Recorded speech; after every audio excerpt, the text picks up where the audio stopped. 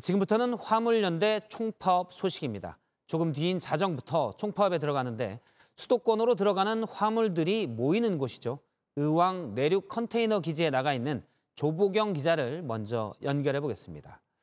조 기자, 뒤에 화물차들도 보이는데 파업 때문인 건가요?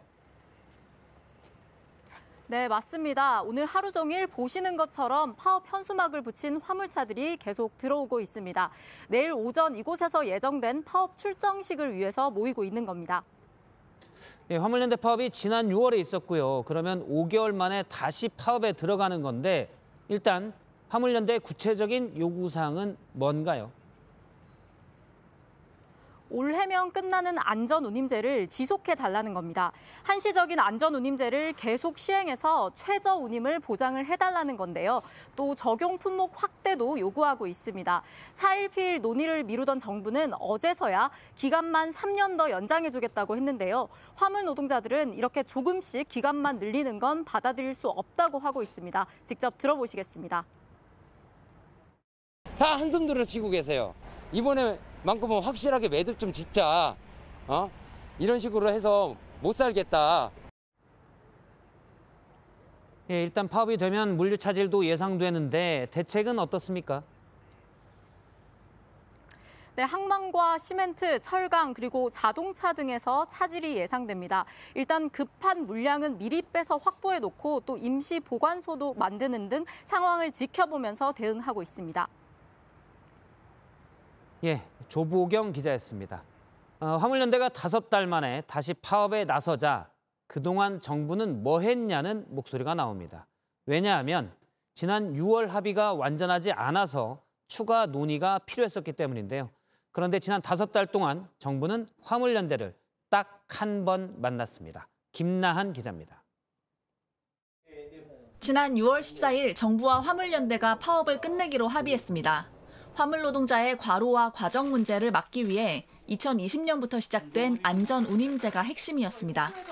최저 수준 운임을 정해놓고 그만큼 보장해주는 건데 3년 시한으로 시작된 거라 올해가 마지막이었습니다.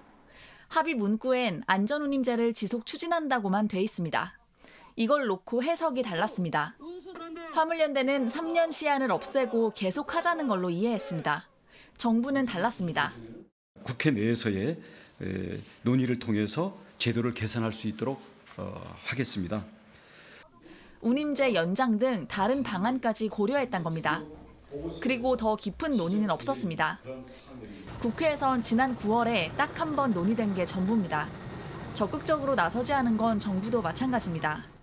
국토부와 저희들은 5개월 동안 단 한 차례밖에 만나지 않았습니다. 정부와 국회가 5개월을 허송세월하면서 사태를 키웠다는 지적입니다. JTBC 김나한입니다. 화물연대의 파업만이 아닙니다. 앞으로 학교도, 지하철도, 철도도 차례로 멈춥니다.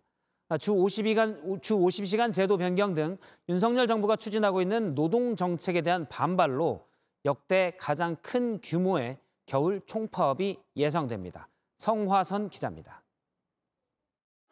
서울대병원 노조가 오늘 파업에 들어갔습니다. 벌써 2번째입니다. 필수 인력을 늘려달라는 겁니다. 모레는 학교 급식실과 돌봄교실의 비정규직 노동자가 파업에 나섭니다. 점심밥 대신 빵을 먹을 수 있고 돌봄교실은 문을 닫을 수 있습니다. 30일부터는 지하철과 철도도 차례로 멈춥니다. 신당역 사건 이후에 안전인력 증원, 여성이 안전한 환경을 만들어달라고 요구했습니다. 2달이 넘었습니다. 아무런 대책 없습니다. 올해 노동자의 겨울투쟁은 유난히 거셉니다. 이들은 윤석열 정부 이후 국가의 책임과 공공성이 후퇴하고 있다고 비판합니다. 정부는 조만간 중대재해 감축 로드맵과 주 52시간제 개편안을 발표합니다. 노동계는 사측에 유리하게 바꿀 뿐 노동자의 안전과 건강권이 소외되고 있다고 목소리를 높입니다. 파업 노동자에 대한 손해배상 청구를 제한하는 이른바 노란봉투법에 대한 국회 논의도 본격 시작하면서 노동계 투쟁은 더 치열해질 전망입니다. JTBC 성화선입니다. 국내 3위 배달 플랫폼인 쿠팡이츠의 기사들도 내일 하루 동안 파업을 선언했습니다. 지금 기본 배달료라면 최저임금도 안 된다는 입장인데요. 내일 한국의 카타르 월드컵 첫 경기인 우루과이전에 맞춰 배달을 하지 않기로 했기 때문에 내일 배달은 시간이 꽤 걸릴 수 있다는 걸 감안하셔야 합니다. 장서윤 기자입니다. 카타르 월드컵에서 한국의 첫 경기를 하루 앞두고 배달기사들이 쿠팡이츠를 향해 레드카드를 들었습니다. 배달기사 노조인 쿠팡이츠 공동교섭단은 내일 하루 24시간 동안 파업에 돌입합니다. 배달앱을 꺼놓겠다는 건데 치킨 주문이 많을 것으로 예상되는 내일 상징적으로 자신들의 뜻을 알리겠다는 겁니다. 노조 측은 지난해 기본 배달료가 3,100원에서 2,500원으로 20%가량 내려가 벌이가 줄었다고 말합니다. 기본 배달료를 4,000원으로 올려줘야 파업을 멈춘다는 입장입니다. 최저 배달료 2,500원을 4건을 하게 되면 10,000원이 되는 거고요. 오토바이 보험료, 기름값, 오토바이 구입비 이런 것들을 저희가 다 부담을 하게 돼요. 그럼 그런 것들을 다 빼게 되면 최저임금도 안 되게 되는 거죠. 이에 대해 쿠팡이츠 측은 기본 배달비를 내린 건 맞지만 먼 거리를 갈 땐 웃돈을 주기 때문에 전체 배달비가 줄어든 건 아니라고 반박합니다. 쿠팡이츠는 배달의 민족 요기요에 이어 3위 배달앱으로 시장 점유율은 17% 정도입니다. 쿠팡이츠 이용자가 많은 서울을 중심으로 내일 저녁 음식을 시키면 배달 시간이 오래 걸릴 것으로 보입니다. JTBC 장서윤입니다. 뉴스룸에선 이정근 전 민주당 사무부총장이 CJ 계열사에 채용되는 과정에서 노영민 당시 청와대 비서실장이 개입한 정황을 전해드린 바 있는데요. 오늘 검찰이 관련 의혹에 대해 대규모 수사에 나섰습니다. CJ 계열사는 물론이고 당시 청와대 인사비서관 사무실까지 압수수색했습니다. 임지수 기자입니다. 오늘 검찰이 CJ 계열사인 한국복합물류를 압수수색했습니다. 이정근 전 민주당 사무부총장 채용 과정에 관여한 국토부와 당시 청와대 인사비서관 사무실과 주거지도 압색 대상이 됐습니다. JTBC가 보도한 노영민 전 청와대 비서실장 취업 청탁 의혹을 확인하기 위해서입니다. 당시 이정근 전 부총장이 CJ 계열사에서 1억 원대 급여를 받는 상근 고문으로 일하기 앞서 노 전 실장과 문자를 주고받은 정황이 포착된 겁니다. 이후 청와대 인사수석실이 직접 나섰고 국토부와 CJ 관계자로 이 전 부총장의 인사 청탁이 이어졌던 것으로 확인됐습니다. 실제 해당 자리는 국토부 출신 관료들이 주로 가던 곳이었습니다. 그런데 방송 작가와 민주당 지역위원장 경력이 있는 이 전 부총장이 현직 정치인 중 처음으로 고문직을 맡게 됐던 겁니다. 당시 CJ 측이 난색을 표하자 이 전 부총장은 노 전 실장에게 이를 풀어달란 취지로 요청했고 노 전 실장이 겸직이 가능하다고 답해준 것으로 파악됐습니다. 검찰은 이 과정에 노 전 실장이 영향력을 행사한 정황을 포착해 업무 방해죄 적용을 검토하고 있습니다. 이 전 부총장의 경우 이례적인 채용 이후에도 제대로 출근하지 않아 관련 부처에서 문제가 제기된 것으로 알려졌습니다. 검찰은 이 전 부총장의 배경이나 근태 등으로 해당 회사 업무가 방해됐는지 여부도 조사할 것으로 보입니다. JTBC 임지수입니다. 국내 유명 항공사의 기내식을 납품하는 업체에서 유통기한이 지났거나 폐기해야 할 음식 재료들을 공공연하게 재사용했다는 내부 고발이 나왔습니다. 이가람 기자가 전현직 관계자들을 만나서 이야기를 들어봤습니다. 기내식 제조업체가 사용하는 레몬 농축액입니다. 사용기한 10월 24일까지로 돼 있던 종이를 10월 26일로 바꿔붙입니다. 아시아나항공의 기내식을 납품하는 게이트고메 코리아, GGK 내부 직원이 촬영한 영상입니다. 퇴근하기 전에 택을 다 오후 시간대로 바꿔놓으면 그 다음날도 24시니까 쓸 수 있으니까. 취재진이 만난 전현직 직원들은 이른바 택가리가 공공연하게 이뤄졌다고 말했습니다. 유통기한이 지났거나 폐기해야 하는 음식 재료를 재사용한다는 겁니다. 마늘 바게트에 바늘 버터인데 그걸 한 일주일 정도 사용을 합니다. 그럼 나중에는 그 마늘 버터에서 약간 신내가 나요. 유통기한이 지난 당근도 케이크 제조에 활용됐다고 합니다. 이 날짜가 되면 이제 다른 날짜로 이제 옮기는 거지. 봉지를 이동을 해서 택만 이렇게 가스가 차요. 날짜가 다 되면 그래가지고 그걸 옮기는 거예요 이제. 기내식은 일반 음식보다 위생 관리가 깐깐하게 이루어집니다. 기내식이라는 그 특수성이 있잖아요. 식중독이라든가 이런 사고들이 일어나면 사후 수습이 훨씬 더 어려운 공간이기 때문에. 회사 측은 폐기 시간을 넘긴 식재료가 잠시 보관될 수 있지만 택가리는 없었고 식재료 비용을 모두 아시아나항공에서 부담하고 있기 때문에 폐기할 재료를 재사용할 이유가 없다고 밝혔습니다. JTBC 이가람입니다. 알고 보니 이 업체는 작년에도 폐기해야 할 버터를 재사용했다가 식약처의 불시 단속에 적발된 적이 있었습니다. 제보자들은 그런데도 달라진 게 없었다고 말합니다. 아시아나항공이 매달 점검을 하지만 미리 대비를 할 수 있었다는 겁니다. 계속해서 윤정주 기자입니다. GGK는 지난해 7월 유통기한이 지난 버터를 사용하다 식약처에 적발됐습니다. 일회용 버터를 직원들이 일일이 뜯어 한 대 모아 사용한 분량은 1.4톤입니다. 이 버터로 빵 8만 3천 개를 만들어 기내식으로 납품했습니다. 하지만 적발된 이후에도 달라진 건 없었습니다. 그냥 똑같이 거의 쓰던 거 그대로 그냥 회사에서는 이제 외부랑 그런 이런 인터뷰 이런 거를 하지 마라. 택가리 하고는 그냥 어차피 걸리지만 않으면 된다. 당시 아시아나항공 측은 재발 방지책을 강구하겠다고 밝혔고 실제로 매달 위생 점검을 실시하고 있습니다. 하지만 직원들은 점검 일정이 미리 공유된다고 말합니다. 이틀 전이나 3일 전에 언제쯤 아시아나 점검이 있다고 얘기를 하니까 그러면 이제 저희가 택을 다 바꿉니다. 지난 9월 29일에 진행된 아시아나항공의 위생 점검 결과입니다. 제보자들이 근무한 베이커리부에선 아무런 문제도 발견되지 않았습니다. 어떤 부서에 지금 있다 이런 식으로 연락 오고 저희도 부랴부랴 택가리하고. 아시아나항공은 GGK 관리 부실에 대한 입장을 묻자 유통기한 관리 등 문제가 확인되면 그에 대한 책임을 묻겠다고 밝혔습니다. JTBC 윤정주입니다. 이태원 참사를 수사하는 경찰청 특별수사본부가 정보 보고서 삭제를 주도한 혐의로 서울경찰청 정보부장을 추가로 입건했습니다. 지난주에 이상민 행정안전부 장관을 고발했던 소방노조는 오늘 고발인 조사를 받았는데 이 장관에 대한 강제 수사 여부도 관심입니다. 조혜연 기자입니다.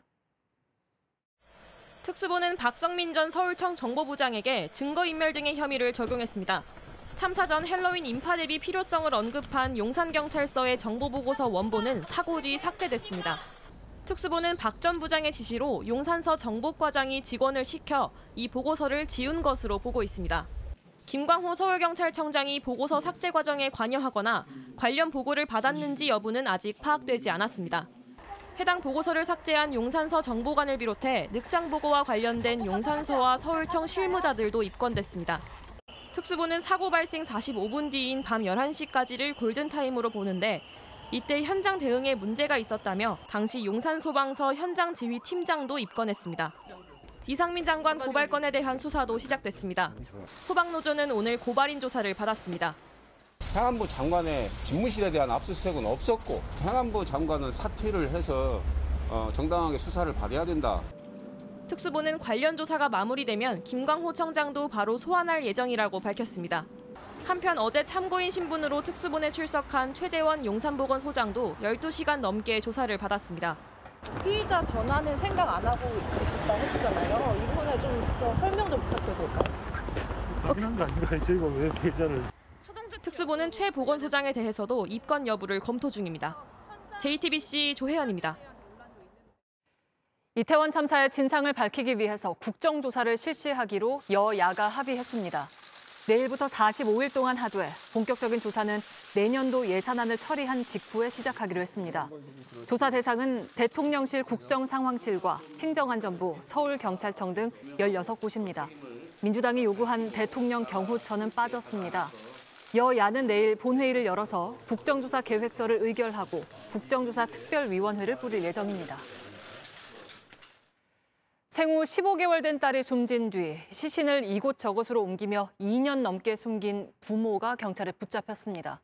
부검을 해보니 아이의 머리뼈에 구멍이 난 사실이 JTBC 취재 결과 확인됐습니다. 경찰은 아동학대 여부를 수사하고 있습니다. 박현주 기자입니다. 15개월 된 딸을 숨지게 한 혐의를 받는 34살 어머니 A씨. A씨는 2020년 1월 숨진 딸의 시신을 집 베란다에 방치하거나 여행용 가방에 담아 친정집에 보관한 혐의를 받습니다. 딸의 아버지이자 전 남편이 교도소에서 출소하자 시신을 숨겨달라고도 부탁한 걸로 조사됐습니다. 전 남편은 딸의 시신을 김치통으로 옮긴 뒤 자택 옥상에 숨긴 것으로 경찰은 보고 있습니다. 죽은 딸의 시신을 2년 넘게 숨기고 방치해온 겁니다. 범행은 복지부의 아동 전수조사 과정에서 드러났습니다. 복지부에서 이 아동 행복 지원 시스템이 있거든요. 이 아이가 1년간 병원 간 기록이 없고 그다음에 3살이 넘었는데도 불구하고 어린이집을 안 보내고 이래서 그 명단에 뜬 거예요, 시스템에. 하지만 이미 사망한 뒤였고 시신도 부패가 많이 진행된 상태였습니다. 그런데 부검을 진행해보니 아이의 머리뼈에 구멍이 났다는 사실이 확인된 것으로 파악됐습니다. 경찰은 A씨 부부를 아동복지법 위반 혐의로 입건하고 약물 감정을 의뢰하는 등 아이를 학대한 정황이 있는지 함께 조사하고 있습니다. JTBC 박현주입니다. 형기를 다 마친 전과자들이 출소할 때마다 우리 동네로 오지 말라는 주민들의 반대가 나오곤 합니다. 15년을 교도소에서 보내고 나온 박병화가 사는 지역의 모습부터 먼저 이승환 기자가 전해드리겠습니다.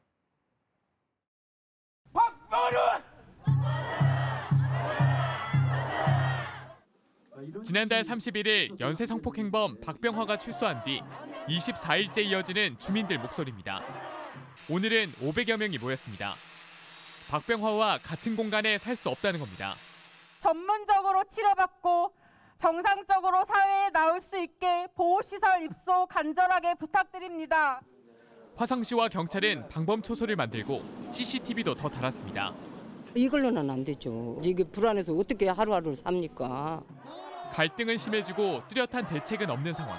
법에 따른 처벌은 받았지만 시민들 불안감은 계속되고 있습니다. JTBC 이승환입니다.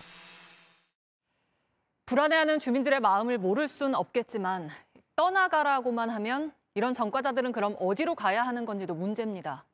교도소에서 이루어지는 교화나 재사회화 과정은 인정하지 않을 건지 다른 대안이 있는지 이혜성 기자가 고민해봤습니다.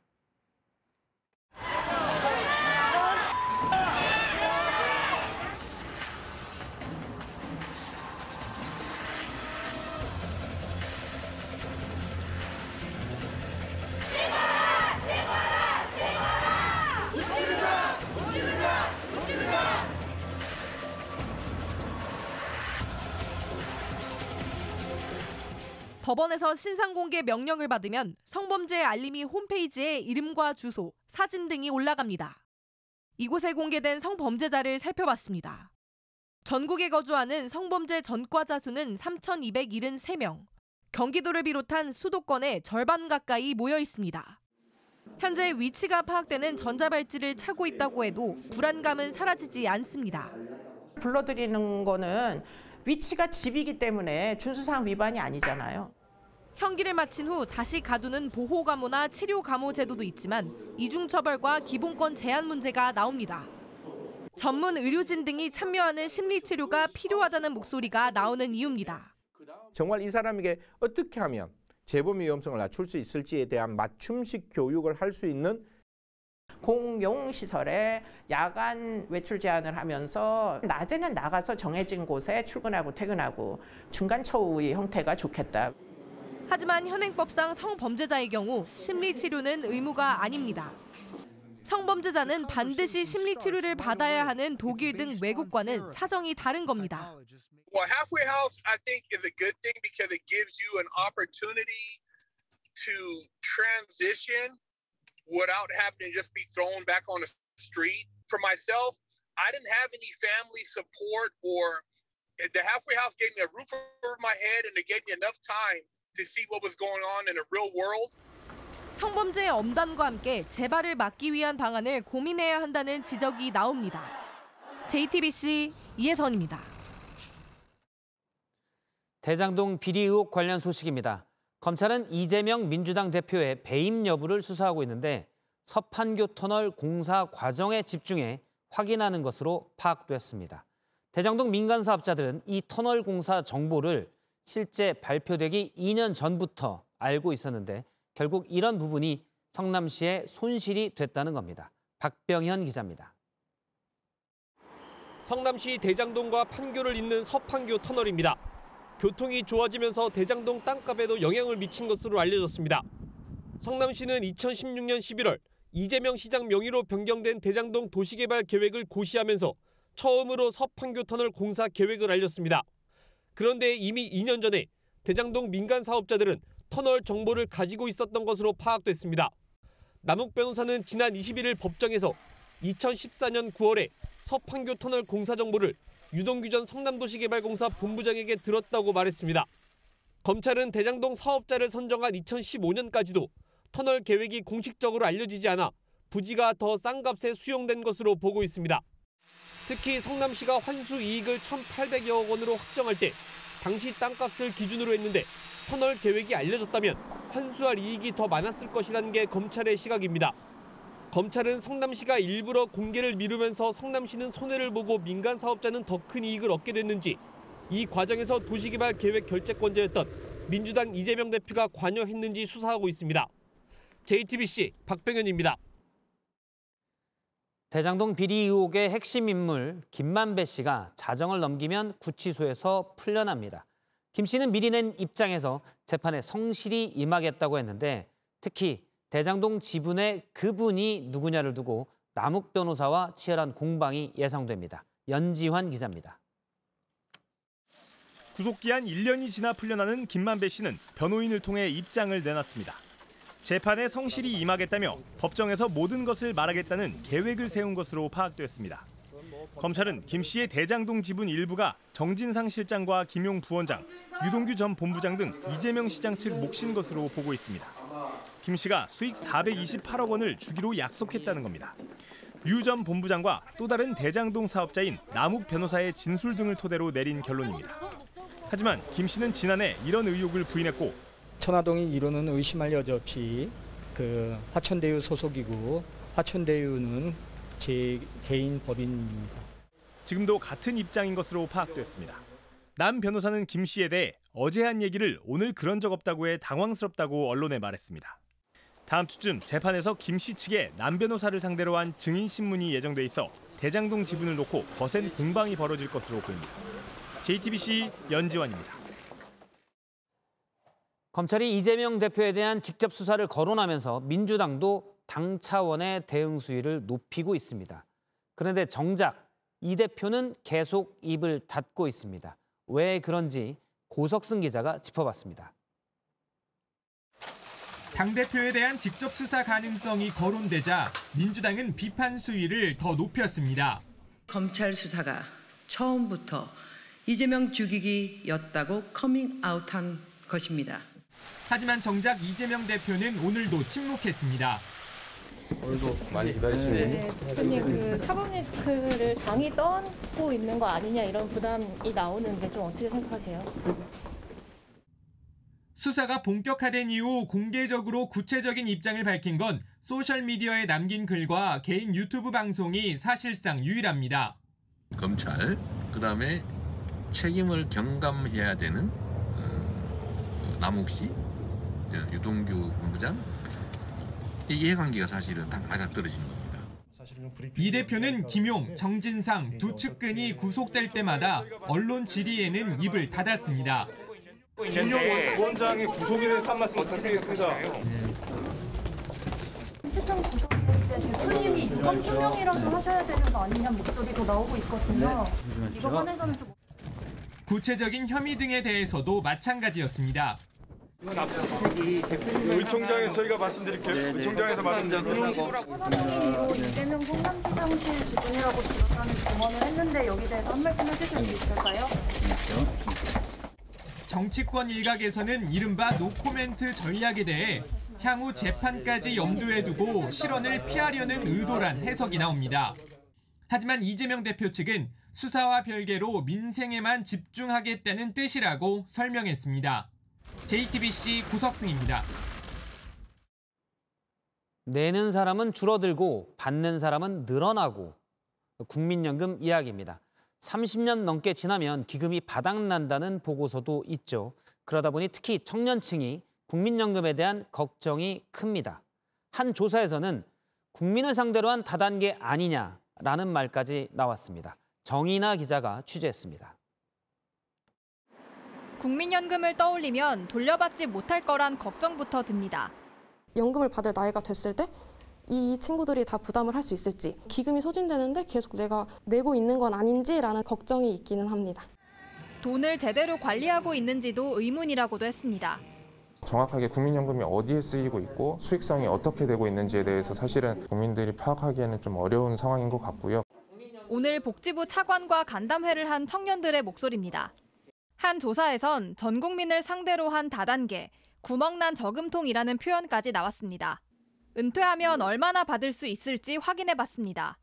2018년에 취직해 매달 350만 원을 버는 30대 직장인이 만 65세가 되면 세후로 월 108만 원 조금 넘게 받을 수 있습니다.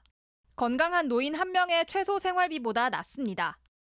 물가 상승 생각하면은 이 정도는 택도 없겠는데요. 개인 연금이라든지 이런 것들 추가로 같이 좀 준비를 해야 될 것 같아요.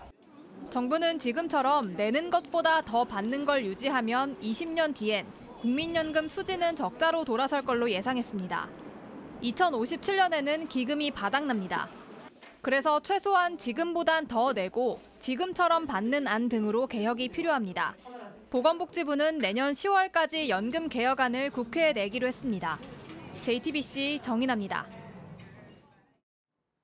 드루킹 댓글 조작 사건으로 징역 2년을 확정받고 복역 중인 김경수 전 경남지사가 또다시 가석방 부적격 판정을 받았습니다.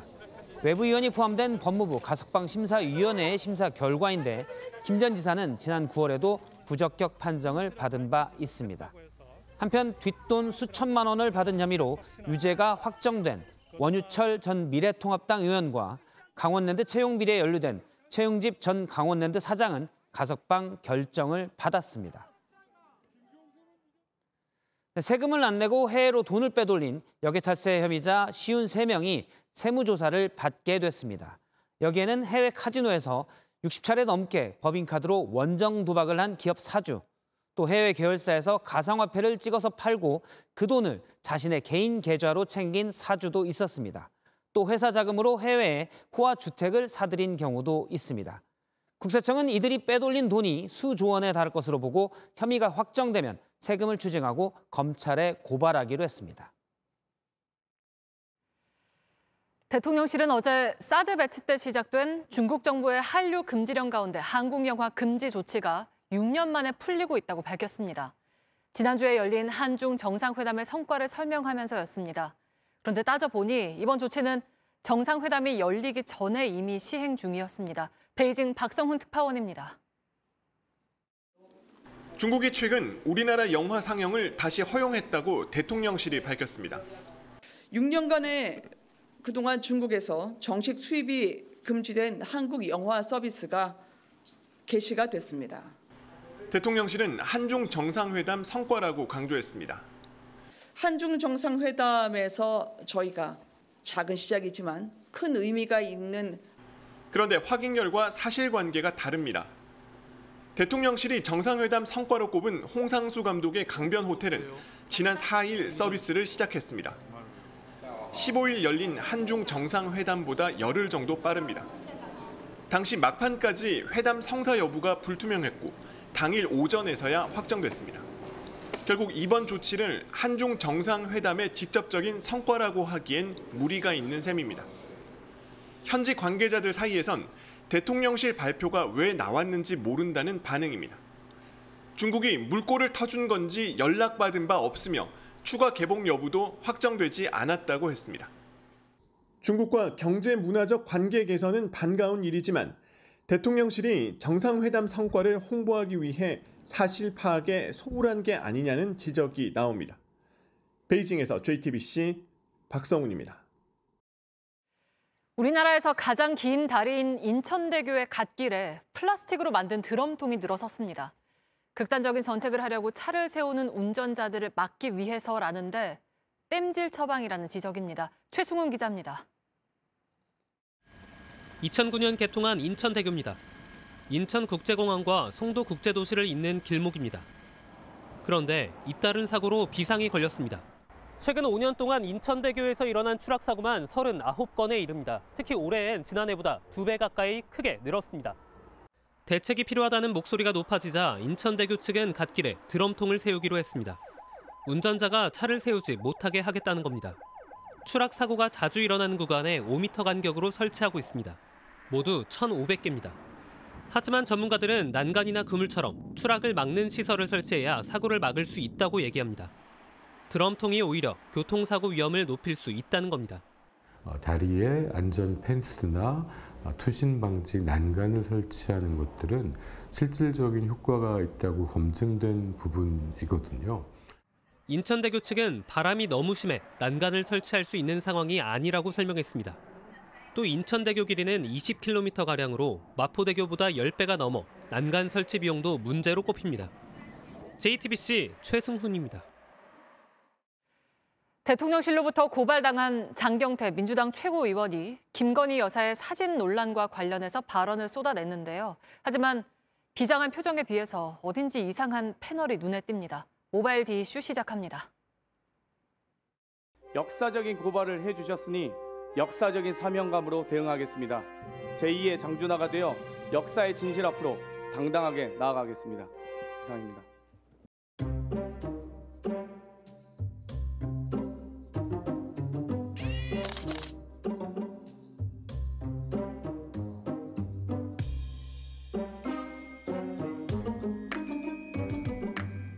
윤신 정권 고발 조치 1호가 탄생했습니다. 진실을 밝히고 싶다면 성실히 자료 요구부터 응하십시오. 해당 캄보디아 아동 자택 주소도 알려주시기 바랍니다.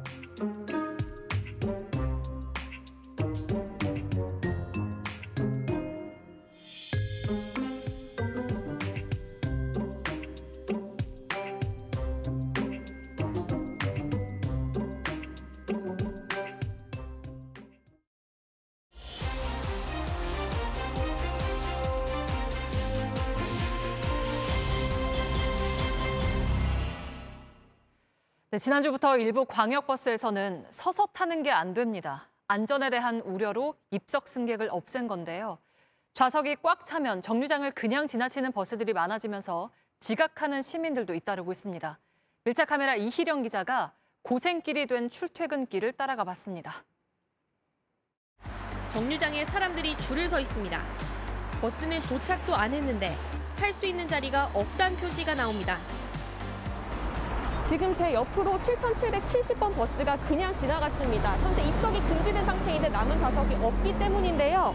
지금 다른 7770번 버스들도 잔여 좌석이 0석으로 나와서 승객이 탈 수가 없는 상황입니다. 그전에는 그래도 막 6시 50분에 나오면 서서라도 갈 수는 있었거든요. 근데 지금은 못하면 한 7시 반은 그냥 넘어갈 때도 있어서. 내가 끝에 걸었거든요. 자운동장 쪽으로 가도 자식이 없어요. 오늘 힘들게 겨우 버스를 탔는데 내일은 조금 더 쉽게 탈 수 없을까요? 이 모바일 앱을 활용하면 버스 좌석을 사전에 예약할 수 있다고 합니다. 저도 한번 해보겠습니다. 23일에는 잔여 좌석이 없는 걸로 나오고요. 24일도, 25일도 없습니다. 심지어 다음 주 월요일인 28일까지 잔여 좌석이 남아있지 않은 걸로 나옵니다. 이렇게 되면 버스를 미리 나가서 한참 전에 기다려서 탈 수밖에 없는 상황인 겁니다. 퇴근길도 험난합니다. 제가 사는 데는 지하철로 여기로 오갈 수가 거의 없다고 봐야 해가지고 이직을 해야 되나 퇴사를 해야 되나 어제 잠깐 고민할 정도로 너무 스트레스 받아가지고. 만석버스 7대를 그대로 보내고 1시간을 기다린 끝에 겨우 차에 올랐습니다. 지금 시각 저녁 8시 47분입니다. 밤 9시가 가까워지니까 한창 퇴근을 할 시간은 지났는데요. 그런데도 지금 제 옆으로는 버스를 기다리는 사람들이 적지 않게 있습니다. 어머니 집으로 평일날 출퇴근을 하고 있습니다. 가족들하고 보내는 시간이 많이 줄어들었고요. 이렇게 살아서 뭐하나. 광역버스에 입석 승객을 태우는 건 이미 도로교통법으로 금지돼 있었습니다. 그동안 잘 지켜지지 않다가 이태원 참사 이후 제대로 시행하게 됐습니다. 브레이크를 잡으면 사람들이 그냥 핸드폰만 보고 있으니까 앞으로 그냥 다 쏠려버려요. 시민들은 안전한 출퇴근길을 만들겠다는 취지는 좋지만 제대로 준비를 하지 못한 것 아니냐고 지적합니다. 앞으로 문화를 좀 개선해 나가야겠다는 거는 이해를 하는데 증차가 되고 나서 그다음에 좀 진행이 됐어야 되는 거 아닌가라는. 정부와 지자체는 내년 초까지 버스를 빨리 늘려보겠다고 했지만 버스와 버스기사 모두 부족해 문제가 언제 해결될 수 있을지는 알 수 없습니다. 1시간, 1시간 반. 이곳 버스 정류장에서 시민들이 버스를 기다린 시간입니다. 위험한 출퇴근길을 원하는 시민들은 아무도 없을 겁니다. 하지만 이렇게 오래 불편함을 견뎌야만 한다면 제도의 취지마저 바랄 수 있지 않을까요? 밀착 카메라 이희령입니다.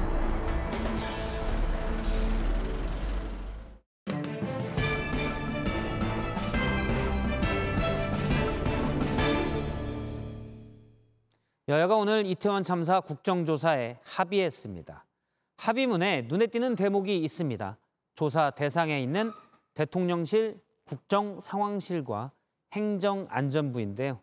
이전에 몇 장면들이 기억났기 때문입니다. 먼저 국정상황실입니다. 그 국정상황실은 이번에 그 자료도 들었다시피 아주 잘했다고 전 보고 있습니다. 네, 많이 얘기했지만 이상민 장관도 다시 보겠습니다. 행안부는 경찰청을 주의감독합니까? 안 합니까? 주의감독 권한이 지금은 없습니다. 예, 행정안전부 장관실은 특히 특수본의 압수수색에서도 빠졌었죠. 오늘 여야 합의 전에 이런 보도도 나왔었습니다. 이런 걸 보면 여권이 꼭 좋아서 합의한 건 아닐 수도 있습니다. 하지만 국정조사를 바라보는 국민들의 목소리는 아마 이럴 겁니다. 제발 잘해달라. 다시 보기였습니다. 네, 이번에 기상센터 연결하겠습니다. 자, 이재승 기자, 올겨울이 얼마나 추울지에 대해서 준비를 했다면서요?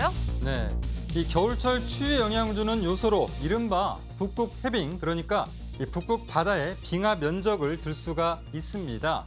지금 북극 상공에서 바라다본 이 북극의 모습인데요. 하얗게 보이는 부분이 빙하로 덮여 있는 부분입니다. 바로 이곳 중에서 우리나라에 영향을 주는 곳이 바로 이 카라해와 바렌츠 해역인데요. 이곳의 빙하 면적이 평년보다 조금 적은 상태라고 보여지는 그런 상황입니다.